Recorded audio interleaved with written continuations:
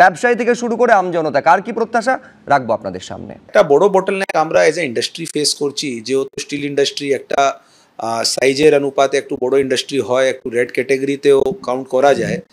তাতে আজকে একটা ল্যান্ড অ্যাকোয়ার করা, তার থেকে এনভায়রনমেন্ট ক্লিয়ারেন্স করাটা, এটা এখন দেখা যায় কি এত কমপ্লায়েন্স পুরো করতে করতে আমাদের মিনিমাম 2-3 ইয়ার্স লেগেই যায়। তো যদি এইরকম কোনো একটা সিঙ্গেল উইন্ডো কিছু মেকানিজম করা যায় যাতে all the required approvals can be expedited, এটা কিন্তু আমাদের ইন্ডাস্ট্রির জন্য খুবই ভালো হবে।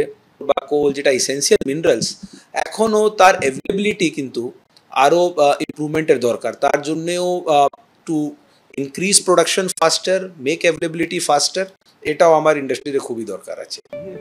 মূল প্রশ্ন হচ্ছে অনির্বাণ দা, এইটা সকলে জানতে চাইছেন যে আয়কর ছাড়ের ঊর্ধ্বসীমা সত্যিই বাজেটে বাড়াবেন কিনা কেন্দ্রীয় অর্থমন্ত্রী। আচ্ছা, ওল্ড ট্যাক্স রেজিমে 80C-তে যে 1.5 লক্ষ টাকা মতন কর ছাড় পাওয়া যায় সেইটা বাড়বে কিনা, স্ট্যান্ডার্ড ডিডাকশন বহুদিন ধরে 50,000 টাকায় রয়েছে সেইটা বাড়বে কিনা, এইগুলো কিন্তু মানুষ জানতে চাইছে। দেখো, আমি একটা কথা বলি যে গত বছরে প্রায় 8.18 crore income tax return file হয়েছে, সেটা বেড়েছে। তার আগের বছরে ছিল প্রায় 7.5 কোটি, সেখান থেকে প্রায় 9% বেড়েছে।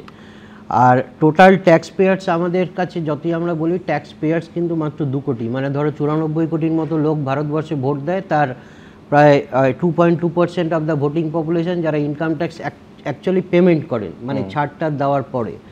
তো এই সেগমেন্টের লোকের কাছে একটুখানি এক্সপেকটেশন থাকবে এবং এটাতে অন্যায়ের কিছু নেই। এবং আপনি যদি দেখেন ট্যাক্স কালেকশান যেটা, সেই ট্যাক্স কালেকশানটাও তো কিন্তু বেড়েছে।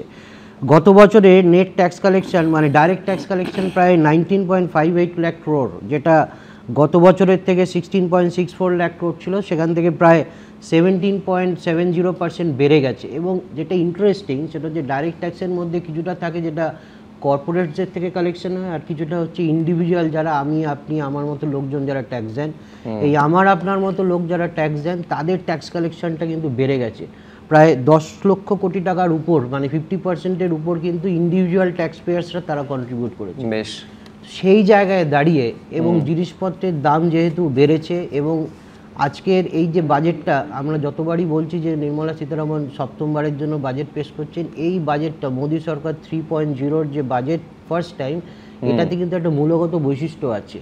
যেহেতু অ্যাবসলিউট মেজরিটি আসেনি, যেহেতু এখানে অন্ধ্রপ্রদেশের জন্য একটা স্পেশাল প্যাকেজ থাকবে কিনা, বিহারের জন্য স্পেশাল প্যাকেজ থাকবে কিনা, সেখানে দাঁড়িয়ে তুমি যদি গতবারের ইন্টারিম বাজেটটা দেখো, সেখানে কিন্তু ইলেকশনের আগে 22শে জানুয়ারি রাম মন্দির প্রতিষ্ঠা হয়েছিল, তার ঠিক 10 দিনের মাথায় বাজেট হলো। আমি বলছি এইটা জনবহিনী অ্যাবসলিউট মেজরিটি না থাকারও কিছু সুবিধা রয়েছে, সেখানে একেবারে রাজনীতির স্বার্থ নাকি অর্থনীতি কোন দিকে যাবেন, এই থাকা যেমন একটা সুবিধা রয়েছে, না থাকা অ্যাবসলিউট মেজরিটি তারও কিছুটা সুবিধা রয়েছে। কিন্তু আমি শুরুতেই বলছিলাম যে প্রত্যাশার পাহাড় সাধারণ মানুষের।